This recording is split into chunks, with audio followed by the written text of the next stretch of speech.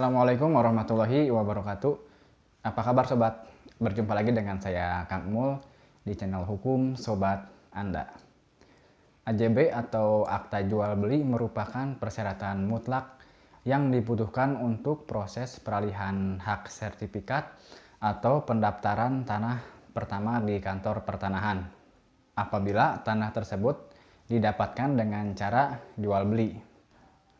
Dalam pembuatannya AJB itu dibuat oleh pejabat yang berwenang, dalam hal ini pejabat pembuat akta tanah atau PPAT. Namun umumnya dalam suatu proses pastinya ada berkas persyaratan yang harus dilengkapi, baik itu oleh pihak penjual ataupun oleh pihak pembeli. Dan pada kesempatan kali ini kita akan membahas tentang persyaratan membuat AJB. Saksikan pembahasannya sampai dengan selesai agar sobat bisa mengetahui persyaratan apa saja yang dibutuhkan tatkala kita membuat suatu akta jual beli atau AJB.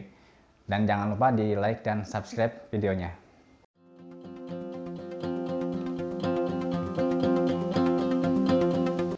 Apabila sobat memutuskan akan membeli properti, baik itu tanah ataupun tanah dan bangunan, maka tahapan yang harus sobat lakukan adalah membuat akta jual belinya di hadapan PPAT setempat. Apabila sobat sudah sepakat dengan pihak penjualnya, maka pihak penjual dan pihak pembeli sama-sama mendatangi kantor PPAT untuk melakukan akad jual belinya, yaitu membuat AJB atau akta jual beli. Setelah datang di kantor PPAT, pastinya sobat diminta berkas persyaratan untuk pembuatan AJB tersebut. Adapun persyaratan yang harus dipersiapkan oleh sobat adalah sebagai berikut. Yang harus dibawa oleh pihak penjual adalah KTP dan KK.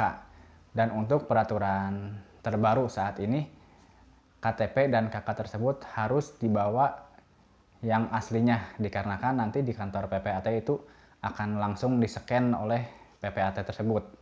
Jadi tidak seperti dulu. Kalau dulu kan kita bisa membawa fotokopiannya saja lalu difotokopi lagi di kantor PPAT.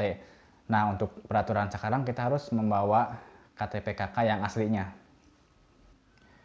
Apabila penjual sudah menikah, maka pihak penjual wajib melampirkan fotokopi KTP pasangannya. Lalu ikut sertakan pula fotokopi surat nikahnya. Untuk apa fotokopi KTP pasangan tersebut? Yaitu sebagai persetujuan bahwasanya pihak penjual akan menjual tanah tersebut.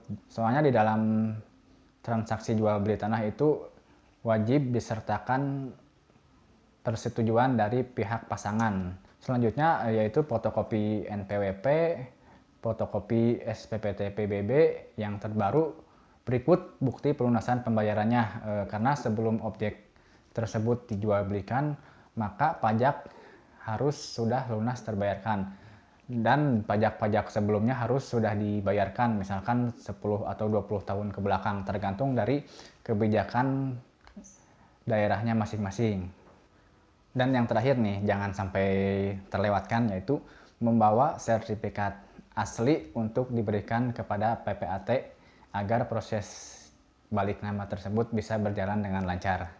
Adapun persyaratan yang harus dipersiapkan oleh pihak pembeli adalah KTP dan KK yang asli untuk di-scan di PPAT, fotokopi NPWP, dan di tahun 2022 itu ada kebijakan baru bahwasanya khusus untuk pembeli maka dia wajib melampirkan kartu BPJS yang aktif. Nah, itu mungkin suatu berkas tambahan, terutama peraturan itu dimulai sejak tahun 2022. Adapun untuk saat ini persyaratan fotokopi BPJS itu hanya dipergunakan untuk proses peralihan nama sertifikat yang dasarnya jual beli. Jadi untuk proses balik nama waris, hibah, dan lain-lain itu belum diwajibkan melampirkan fotokopi BPJS tersebut. Dan khusus untuk pembuatan AJB tanah yang belum bersertifikat, ada beberapa persyaratan tambahan, yaitu diantaranya yang menjadi saksi dari AJB tersebut adalah kepala desa atau lurah di mana objek tersebut berada. Sedangkan saksi yang keduanya yaitu saksi dari staf PPAT atau notaris tersebut. Ada tambahan lagi surat keterangan tidak sengketa yang menerangkan bahwa status tanah tersebut bahwasannya tidak dalam keadaan sengketa, tidak dijadikan anggunan di pihak manapun. Ya, intinya surat pernyataan tersebut menyatakan tidak ada permasalahan dari objek tanah tersebut.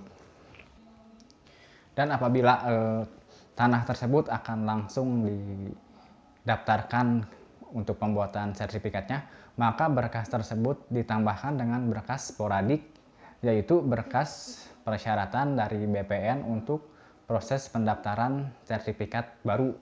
Jadi jika sobat ingin mendaftarkan sertifikatnya langsung, maka sobat harus meminta dulu formulir di kantor BPN. Demikian penjelasan yang bisa saya sampaikan. Apabila ada pertanyaan, silahkan tinggalkan di kolom komentar. Wassalamualaikum warahmatullahi wabarakatuh.